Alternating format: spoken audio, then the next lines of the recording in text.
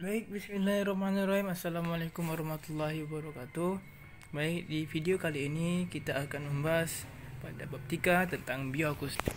Jadi langsung saja ke pembahasannya, yaitu konsep pendengaran dan getaran dan gelombang pada proses pendengaran manusia.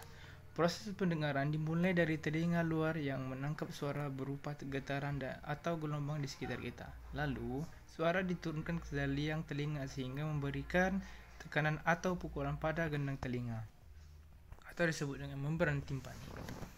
Saat gendang telinga bergetar, getaran akan diteruskan ke tulang osiklis sehingga getaran diperkuat dan dikirim ke telinga bagian dalam. Nah, telinga di sini ada beberapa bagian, yaitu pertama ada telinga luar atau outer ear. Struktur telinga ini berbentuk dari auricle atau dalam telinga dan kanal pendengaran eksternal atau liang telinga atau ear canal. Auricle berbentuk oleh tulang rawan elastis yang melekat pada kulit yang miring yang berfungsi untuk menangkap suara dan melokalisasi suara. Telinga bagian tengah atau middle ear. Fungsi telinga bagian ini adalah mengantar suara yang telah dikumpulkan auricula ke telinga dalam. Bagian telinga ini memanjang dari rongga ke membran timpani ke jendela oval yang terdiri dari tulang malicus, incus, dan stapes dan banyak dinding yang rumit. Hingga itu ada telinga bagian dalam atau inner ear. Struktur telinga ini disebut dengan rongga labirin yang berfungsi membantu keseimbangan dan menyalurkan suara ke sistem saraf pusat.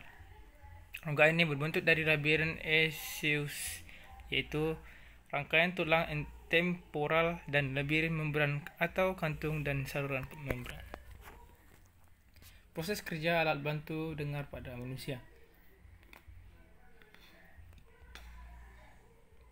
Perangkat elektronik mampu membantu seorang yang mengalami gangguan pendengaran untuk dapat mendengar dan berkomunikasi dengan lebih baik. Alat ini dari 3 komponen utama, yaitu mikrofon, amplifier, dan speaker. Itu ada alat pendengaran. Yang pertama itu alat bantu dengar analog, alat bantu dengan digital. Nah, untuk jenis alat bantu itu ada alat bantu di dalam telinga atau in-ear atau ETE, alat di belakang telinga atau behind the ear atau BTE, speaker atau resident di telinga atau liang telinga atau disebut receiver in canal atau REC, dan receiver in the ear atau REATE. Alat di dalam telinga itu in the canal ATC, dan alat sepenuhnya di dalam telinga itu completely the canal atau CAC. Ekolasi pada hewan lumba, paus, gajah, kelelawar untuk komunikasi atau mencari makan. Pengertian ekolokasi. Ekolokasi yang disebut dengan biosonar adalah sonar biologi yang digunakan oleh beberapa jenis binatang. Binatang yang memiliki kemampuan elokasi mengeluarkan bunyi yang mendengar pantulan bunyi tersebut dipantulkan oleh objek-objek yang ada di sekitarnya. Itu ada kelelawar. Kelelawar adalah binatang yang terbang di kegelapan malam dan memiliki cahaya yang sangat lemah. Tetapi dalam kegelapan malam, kelelawar sangat agresif pada terbang tanpa menyentuh sedikit rintangan. Paus merupakan mamalia yang memiliki habitat di laut.